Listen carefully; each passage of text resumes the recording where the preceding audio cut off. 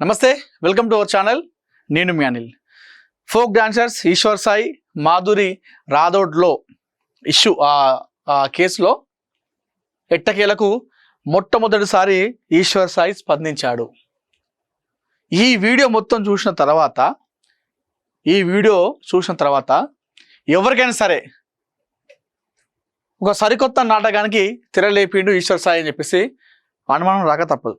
ఎందుకు ఈ మాట మనం మాట్లాడుతున్నామంటే ఆయన మాటలు వింటే మనకు అందులో క్లియర్గా అర్థమైపోతుంది. ఇది కొత్త నాటకమే, పక్కా కొత్త నాటకమే. ఆ రోజు జరిగిన దానికి, ఆ తర్వాత జరిగిన పరిణామాలకి, ఈరోజు పొద్దున ఈశ్వర్ సాయి విడుదల చేసిన వీడియోకి అసలు ఎలాంటి సంబంధం కూడా లేదు. అంటే ఎట్లుందంట కథ, ఈయన మాట్లాడిన దాన్ని బట్టి చూస్తే ఈయన శుద్ధపూస, ఈయన మంచోడే, ఈయన డిస్టర్బ్ చేయకండి దయచేసి, మమ్మల్ని విడిచిపెట్టండి, మీరు దండం పెడతా, ఏమనుకుంటారు మీరు అందరూ, ఇష్టానుసారంగా మా ఫ్యామిలీని బజార్లు వేసిరా అని చెప్పేసి అంటా ఉన్నాడు. వీళ్ళిద్దరు భార్య భర్తలు మాత్రం మాధురి రాథోడ్ జీవితాన్ని, ఆమె క్యారెక్టర్ని మొత్తం నాశనం చేయొచ్చు, ఆమె పేరును బదనాం చేయొచ్చు, సమాజంలో ఆమెను మొత్తం డిస్టర్బ్ చేయొచ్చు. వీళ్ళు చేస్తే ఏం కాదు. అయితే వీళ్ళు చేసిన కథకే జనాలు బయట మాట్లాడుకుంటారు. అట్లా మాట్లాడద్దట, అది తప్పట. అట్లా ఎట్లా మాట్లాడతారు మీరు, అసలు ఏమనుకుంటారు మీరు అని చెప్పేసి బుకాయిస్తున్నాడు. ఈ వీడియోలో మాట్లాడుతూ మరొకసారి ఏంది, అమ్మ మాధురి రాథోడ్ నీ దండం పెడతా అమ్మ, నాకు క్షమించు, తప్పు అయిపోయింది అని చెప్పేసి దండం పెడతా ఉన్నాడు. ఎందుకు పెడుతున్నాడో తెలుసా? ఆ రోజు అంత జరిగిన తర్వాత ఆ అమ్మాయిని వాళ్ళ భార్య వచ్చి అంత దారుణంగా తిడుతూ వీడియో రికార్డ్ చేసి అంత దాడి చేస్తా ఉంటే సైలెంట్గా ఉన్నాడు. మొత్తం శిక్ష ఆమె పడింది. ఇద్దరు కలిసి చేసిన దానికి ఆ అమ్మాయి ఇప్పుడు ఒక్కతే శిక్ష అనిపిస్తూ ఉంది. ఇదంతా జరిగింది కాబట్టి, సో మొన్న కేసు పెట్టింది కాబట్టి మాధురి రాథోడ్ ఇప్పుడు దండం పెడుతున్నాడు. ఎందుకంటే ఆమె మీద కన్సర్న్ వచ్చి కాదు, అయ్యో నా వల్ల ఇంత జరిగింది, నా భార్య నిన్ను ఇట్లా కొట్టింది, తిట్టింది, సమాజంలో బ్యాడ్ చేసింది అని చెప్పేసి దండం పెడతలేడు. ఆమె కేసు పెట్టింది కాబట్టి ఆ కేసు విత్డ్రా చేసుకున్నటువంటి దానిపైనే ఈయన రిక్వెస్ట్ చేస్తూ ఉన్నాడు. తప్పితే ఆ మాధురి రాథోడ్ పైన అయితే ఎలాంటి కన్సర్న్తోనైతే కాదు. ఆ మాత్రం మాధురి రాథోడ్ పైన కన్సర్న్ ఉంటే ఆ రోజే అంత కొడుతుంటే ఆపు అని చెప్పేసి ఆమె వాళ్ళ భార్య చేయి పట్టుకుంటాడు. కొట్టకుండా మాధురి రాథోడ్ని. ఇవాళ వచ్చి దండం పెడతాడు. ఎందుకు పెడుతున్నాడు అంటే మాధురి రాథోడ్ పెట్టినటువంటి కేసు ఏదైతుందో ఆ కేసు కనుక వీళ్ళకి పడినట్టయితే పెద్ద శిక్ష ఉంటుంది వీళ్ళకి. అది పడద్దని చెప్పేసి ఇప్పుడు బయటకు వచ్చి దండం పెడతాడు. మాధురి రాథోడ్ అమ్మను దండం పెడతా, నాకు క్షమించు, నాదే తప్పు, నువ్వు మంచిదనని చెప్పేసి ఇప్పుడు ప్రేమ ఒలక వస్తుండు. మరి ఆ రోజు ఏమైంది? ఇదే కన్సర్న్, ఇదే రిక్వెస్ట్ ఎందుకు మాట్లాడలేదు? ఇది మరొక నాటకం. అంటే అంత మీ ఇష్టమే. అక్కడ రూమ్లో ఉండేది నువ్వే, వీడియో తీసేది మీ భార్య వాళ్ళే, దాన్ని తీసుకుపోయి పబ్లిసిటీ బయట సోషల్ మీడియా వదిలింది మీ ఇంట్లోనే. అట్లా ఇస్తారా, మీరు ఏమనుకుంటారు, మా గురించి ఇష్టానుసారంగా మాట్లాడుకుంటారంటే తీసుకుపోయి రోడ్డు మీద వేసిందే మీరు. వీడియో రికార్డ్ చేసింది బయట వాళ్ళు అయితే కాదు కదా, వీడియో తీసింది మీ వాళ్ళే, అక్కడ తిట్టేది మీ వాళ్ళే, అక్కడంతా చేసింది మీ వాళ్ళే కదా. ఆ రూమ్లో ఉన్నది నువ్వే. మీరే చేసుకొని రోడ్డు మీద మీరు పడి జనాలని, మీడియా అంటే ఏమొస్తుంది నాకు అర్థం కాదు.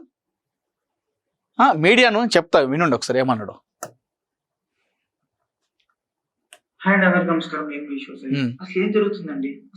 మీరు చేసినే జరుగుతుందా? రకరకాలుగా ట్రోల్ చేస్తున్నారు, రకరకాలుగా మీడియా వాళ్ళు రకరకాల ఇష్టం వచ్చినట్టు ఉన్నది లేని ఏది పడితే రాస్తున్నారు. అసలు ఏమనుకుంటున్నారు? మిస్టర్ ఈశ్వర్ సాయి, మీడియా అనే ముందు నువ్వు ఒకసారి 2-3 సార్లు చెక్ చేసుకో. మీడియాలో ఇష్టానుసారంగా మీడియా, ఇన్స్టాగ్రామ్లో చాలా వరకు మీ పైన ట్రోల్స్ చేస్తూ ఉన్నారు. ఇన్స్టాగ్రామ్ వాళ్ళే ఏదో ఒకటి మాట్లాడుతున్నారు. మీడియాను ఇందులో ఇన్వాల్వ్ చేసేటువంటి అవసరం నీకు లేదు, అంత స్థాయి కూడా నీది కాదు. ఎందుకు నేను ఈ మాట చెప్తా ఉన్నానంటే, మీరు అక్కడ ఏదైతే జరిగిందో అదే మీడియా ప్రసారం చేసింది. ఆ రోజు మీ భార్య మిమ్మల్ని ఆ వీడియో తీస్తూ అందులో ఏం తిట్టిందో దాని గురించే మీడియా అనేది కథనాన్ని ప్రసారం చేసి ఆ విధంగా మాట్లాడింది. ఆ తర్వాత ఆ కేసు మాధురాతో పెట్టింది కాబట్టి ఆ దిశగా నేను మాట్లాడింది తప్పితే మీడియా ఎలాంటిది వేరే రకంగా మాట్లాడలేదు, చేయలేదు. ఇన్స్టాగ్రామ్లో ఎవరో వీడియోలు వాళ్ళ ఫాలోవర్స్ కోసం వాళ్ళు దేనికోసం పెట్టిన దాన్ని బట్టి నువ్వు అటు మాట్లాడక మీడియాను నువ్వు అనడం అనేది ఇష్టానుసారంగా, అంటే అక్కడ మీరు ఏం చేసిరో అదే వచ్చింది మీడియాలో. మీడియాలో మామూలుగా ఏదైనా సోర్స్ దొరుకుతుంది, అంటే అక్కడ వెళ్ళడానికి కారణం ఇది, అక్కడ ఎందుకు వెళ్ళారు, అక్కడ జరిగింది అనేది ఒక సోర్స్ దొరుకుతుంది. ఆ సోర్స్ ప్రకారం మీడియా కథనం రాస్తుంది.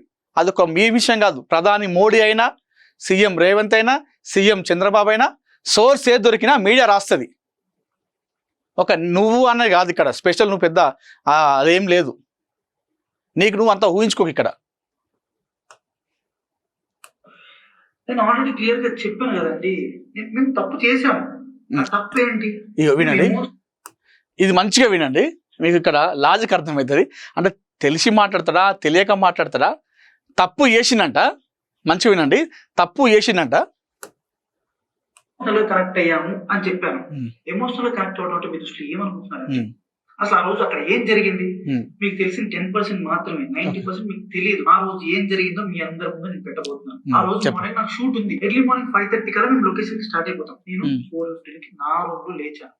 అసిస్టెంట్ అనే అతను నా వాష్రూమ్ లో ఉండటం జరిగింది. నేనేం చేశాను, నేను మాధురి రూమ్ కి వాష్రూమ్ యూజ్ చేసుకోవడానికి నేను వెళ్ళాను. అక్కడికి నాకు మాధురికి ఆ లీనియన్స్ ఉంది, మీకు ఆల్రెడీ చెప్పాను కదా ఎమోషనల్ గా కనెక్ట్ అయ్యామని చెప్పి. నాకు మాధురికి ఆ లీనియన్స్ ఉంది కాబట్టి నేను ఆ రూమ్ కి వెళ్ళి డోర్ నాక్ చేశాను. ఆమె రూమ్ డోర్ ఓపెన్ చేసింది. ఆమె రూమ్ డోర్ ఓపెన్ చేసి నేను డైరెక్ట్ వాష్రూమ్ కి వెళ్ళిపోయాను. ఆమె క్యాజువల్ గా ఆమె రూమ్ డోర్ లాక్ కూడా చేయలేదు, రూమ్ డోర్ ఓపెన్ లోనే ఉంది. ఆమె క్యాజువల్ గా బెడ్ మీద కూర్చొని ఫోన్ యూజ్ చేస్తుంది. ఈశ్వర్ సాయి అట వేములవాడలో షూట్ ఉండనట, పొద్దుగాల వాళ్ళు లేపిరట షూట్ ఉంది అని చెప్పేసి. లేపేసరికి 4:55 అవుతుంది టైం. అయితే అప్పుడే అసిస్టెంట్ వాళ్ళ రూమ్లో మాధురాతో పక్క రూమ్ ఉందట, ఇతడు వేరే రూమ్లో ఉన్నాడట. అయితే లేచిన తర్వాత స్నానం చేద్దామని చెప్పేసి పోయేసరికి ఆ రూమ్లో అతని అసిస్టెంట్ ఎవరో ఉన్నారట. ఉండడని చెప్పేసి మాధురాతుడికి నాకు ఎమోషనల్గా కనెక్ట్ ఉంది, మేము ఆ విధంగా కనెక్ట్ అయినాం కాబట్టి ఆ లీనియన్స్తో వెళ్ళి డోర్ కొట్టగానే ఆమె డోర్ ఓపెన్ చేసింది. డోర్ ఓపెన్ చేశాక నేను లోపలికి వెళ్ళిన, బాత్రూమ్ లోపలికి వెళ్ళిన. ఆమె క్యాజువల్గా ఫోన్ ఉత్తుకుంటూ బెడ్ పైన కూర్చుందని చెప్పేసి చెప్తా ఉన్నాడు. వినండి, మంచిగా వినండి. అదే టైంకి మా వైఫ్ వాళ్ళకి ఎవరో రాంగ్ గైడెన్స్ ఇచ్చారు, ఎవరో అనుమానాస్పదంగా ఏదో చెప్పారు. ఆ టైంకి సేమ్ రూమ్ కి వచ్చింది, రూమ్ డోర్ ఓపెన్ లోనే ఉంది. ఆ సిచ్యువేషన్ లో మా వైఫ్ ఆవేశం వల్ల ఆమెకి ఇష్టం వచ్చింది చేసింది అక్కడ. ఆ సిచ్యువేషన్ ఇప్పుడు ఈ శుద్ధ పూస చెప్పిన ప్రకారం, ఈశ్వర్ సాయి చెప్పిన ప్రకారం ఏం చెప్తున్నానంటే, స్నానం చేద్దామని చెప్పి లేస్తే నా రూమ్ వాష్రూమ్లో అసిస్టెంట్ ఉంటే నేను పక్క రూమ్లో ఉన్నటువంటి మాధుర్ రాథోడ్ రూమ్కి వెళ్ళిన, డోర్ కొట్టిన, డోర్ ఓపెన్ చేసింది. నేను ఆ వాష్రూమ్ ఓపెన్ చేసుకుంటున్నా, డోర్ ఓపెన్ చేసి ఉంది. అప్పుడే మా భార్య వచ్చింది, జరిగింది ఇదే అని చెప్పేసి చెప్పిండు. అంటే అక్కడ ఏమీ జరగలేదని చెప్పేసి చెప్పిండు. జస్ట్ వాష్రూమ్ లోపలికి పోయినా డోర్ ఓపెన్ చేసి ఉంది, అప్పుడే మా భార్య వచ్చిందని చెప్పేసి చెప్పిండు.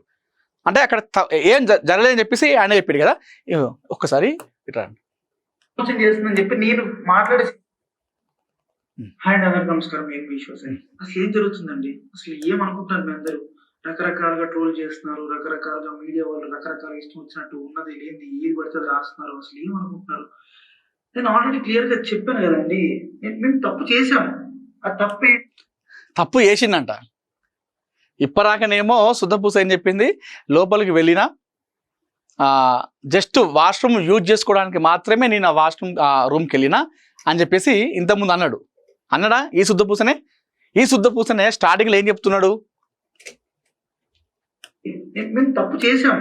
ఎస్, మీరే చెప్పండి. తప్పు చేసిందట. మరి ఏం తప్పు, ఇంకా ఏ తప్పు చేసినట్టు? అసలు ఏం జరగలేదు, తప్పేం జరగలేదు అని చెప్పేసి చెప్తా ఉన్నాడు. జస్ట్ వాష్రూమ్ స్నానం కోసం పోయినా అని చెప్పేసి చెప్తా ఉన్నాడు. మరి తప్పు చేసిన అని చెప్పేసి ఈయన చెప్తున్నాడు. ఏం తప్పు చేసిండు? ఇంతకీ క్లారిటీ ఉందా? ఇందులో ఈశ్వర్ సాయి మాట్లాడే దాంట్లో క్లారిటీ ఉందా? తప్పు చేసిన అని చెప్పేసి చెప్తా ఉన్నాడు దిక్కు, ఇంకో దిక్కు లోపల ఏం జరగలేదని చెప్తున్నాడు. మరి ఏం జరిగినప్పుడు తప్పు ఎట్లయితుంది? మనం తప్పు చేసినప్పుడు లోపల పోయినాక ఏం చేయలేకుండా స్నానం ఎట్లా చేస్తున్నావు వాష్రూమ్లో? ఇది కథ. వాళ్ళకు క్లారిటీ లేక జనాలని అది చేస్తున్నారు. ఎమోషనల్ కనెక్ట్ అంటే నాకు వెళ్తలే మరి ఫోన్ యూజ్ చేస్తాను.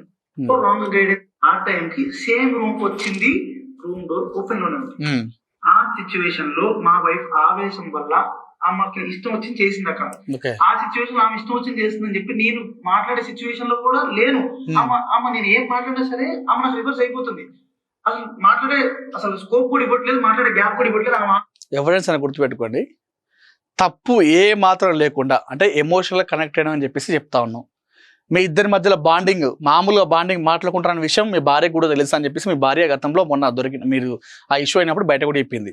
వాళ్ళిద్దరు మాట్లాడుకుంటూ క్లోజ్ ఉంటారు, నాకు ఆ విషయం వరకు తెలుసు అని చెప్పేసి చెప్పింది.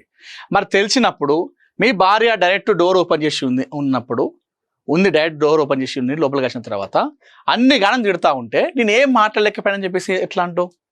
నీ తప్పు లేకపోతే నువ్వు శరణ్య అమ్మ అది కాదురా, ఇది జరిగిందిరా, మదర్ ప్రామిస్ రా, చిన్నుని మీద ఒట్టురా అని చెప్పేసి నువ్వు గట్టిగా ఖచ్చితంగా మాట్లాడుతావు. నీ ఎలాంటి ఒక తప్పు నువ్వు చేయకపోతే తేలు కుట్టిన దొంగల వాష్రూమ్లో దాక్కున్నావు, లోపలికి వెళ్ళినావు, మరి డోర్ ఓపెన్ చేసినా అని చెప్పేసి అంటున్నావు.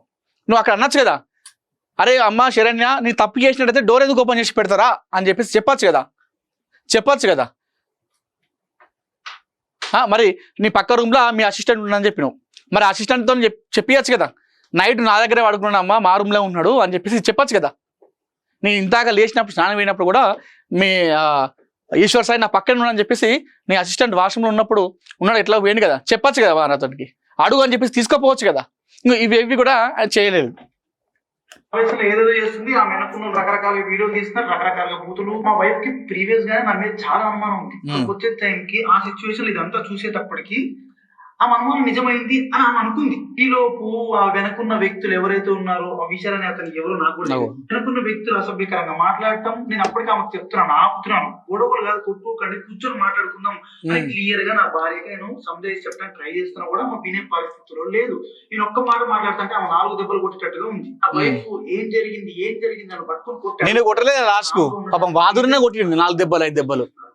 నేను ఏం చెప్తే ఏ రకంగా పోర్ట్రే అయిందో తెలియదు, ఎక్స్ప్లెనేషన్ ఇవ్వడానికి నాకు స్కోప్ కూడా ఇవ్వలేదు. ఆల్రెడీ మీకు చెప్తున్నాను కదండి, మేమిద్దరం కనెక్ట్ అయ్యి జస్ట్ 2.5 months అయ్యిందని చెప్తున్నాను. మా మధ్య ఒకరికి లీనియన్స్ ఉంది తప్పితే అంతవరకు వెళ్ళే లీనియన్స్, అంతవరకు వెళ్ళే ర్యాప్ మా ఇద్దరి మధ్యలో లేదు. ఇమోషనల్ కనెక్ట్ అయ్యాం, ఇమోషనల్ గా మాట్లాడుకుంటాం అంతే. ఎమోషనల్ కనెక్ట్ అవడం అంటే వెళ్ళలేదు, వెళ్ళాలని కూడా మేము ఎప్పుడు అనుకోలేదు. అలాంటి క్యారెక్టర్ ఆ అమ్మాయి అస్సలు కాదండి. అమ్మాయి చాలా రెస్పాన్సిబుల్ పర్సన్. అమ్మాయి ఫ్యామిలీ. ఇది కథ.